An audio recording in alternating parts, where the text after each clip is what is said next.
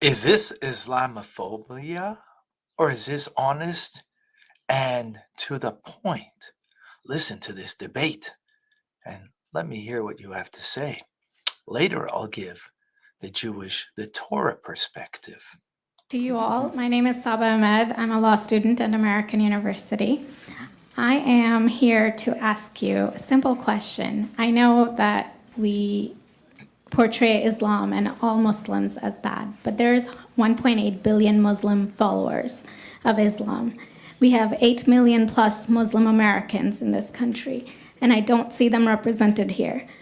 But my question is, how can we fight an ideological war with weapons? How can we ever end this war? The jihadist ideology that you talk about, it's an ideology. How can you ever win this thing if you don't address it ideologically? Great question. I am so glad you're here, and I am so glad you brought that up because it gives us an opportunity to answer. What I find so amazing is since the beginning of this panel, which we are here about Benghazi attack against our people, not one person mentioned Muslims. We are here against Islam, or we're launching war against Muslims. We are here to discuss how 4 Americans died and what our government is doing. We were not here to bash Muslims. You were the one who brought up the issue about most Muslims, not us. And since you brought it up, allow me to elaborate with my answer. There are 1.2 billion Muslims in the world today. Of course, not all of them are radicals. The majority of them are peaceful people. The radicals are estimated to be between 15 to 25%, according to all intelligence services around the world. That leaves 75% of them peaceful people. But when you look at 15 to 25% of the world Muslim population, you're looking at 180 million to 300 million people dedicated to the destruction of Western civilization. That is as big of the United States. So why should we worry about the radicals, 15 to 25%? Because it is the radicals that kill. Because it is the radicals that behead and massacre. When you look throughout history, when you look at all the lessons of history, most Germans were peaceful. Yet the Nazis drove the agenda. And as a result, 60 million people died. Almost 14 million in concentration camps. 6 million were Jews. The peaceful majority were irrelevant. When you look at Russia, most Russians were peaceful as well.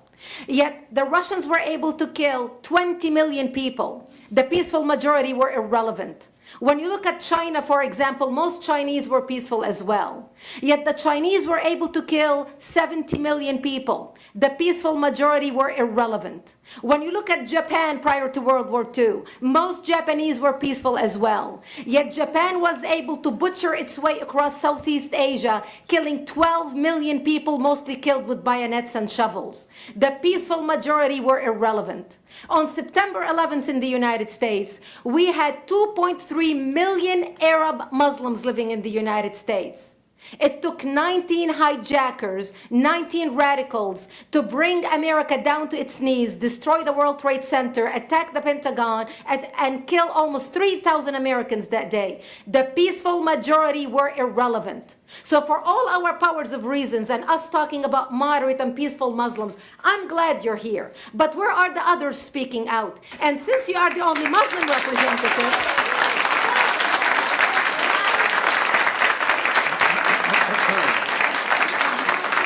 applause till the end.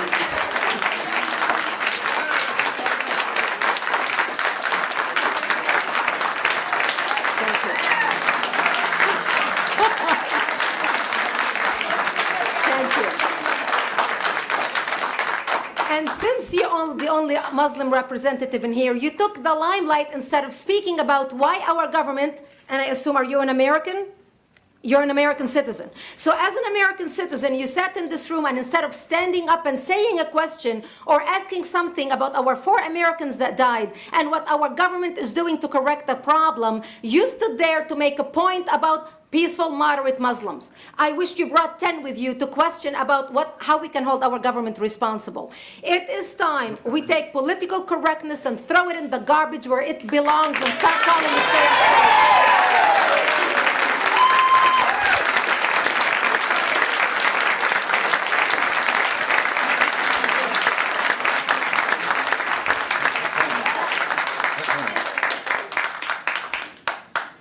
And there will be refreshments afterward.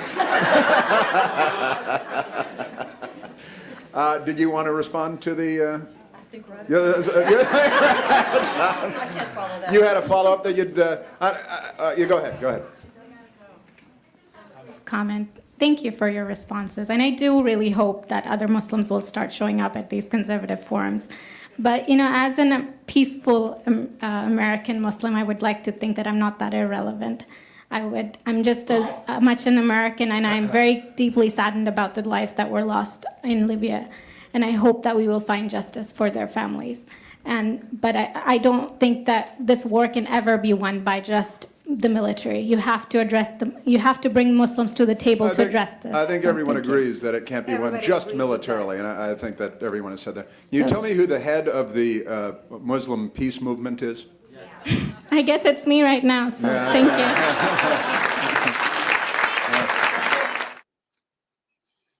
you. Wow.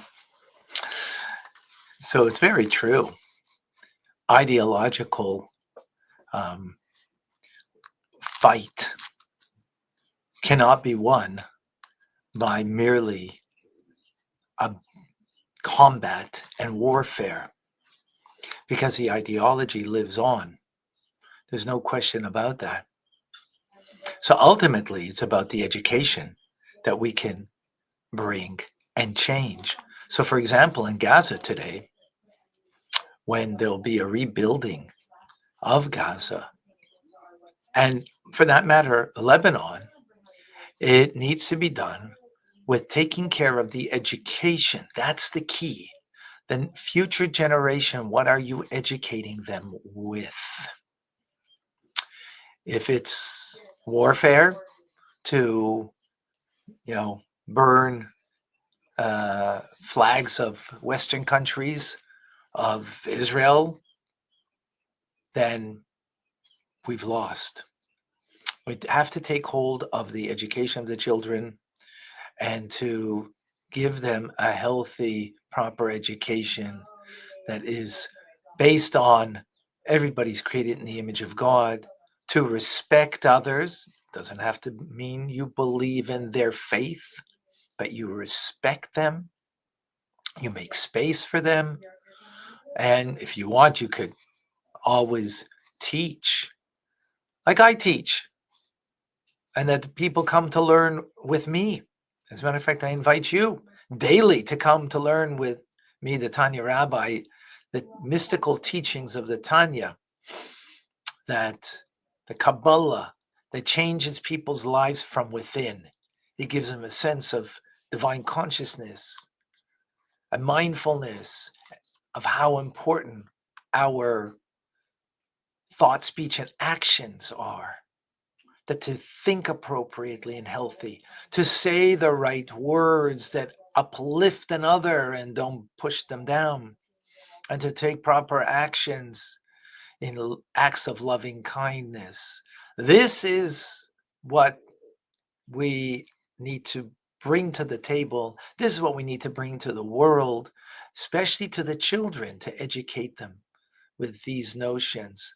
That's how we will change the jihadists of tomorrow into people who are seeking to do acts of goodness and kindness to those who are not just of their own ilk, but to all of humanity. Come and join me. Learn more about this, and that we can join together, and we can make the true peace movement, where the true peace movement is the ultimate peace of the messianic world, of where all evil is eradicated and God's presence is so real that we come naturally to want to do good. But now it's not so natural, so we have to learn and teach and to share the teachings of the Tanya. I look forward to you coming and joining here on youtube.com/Tanya Rabbi.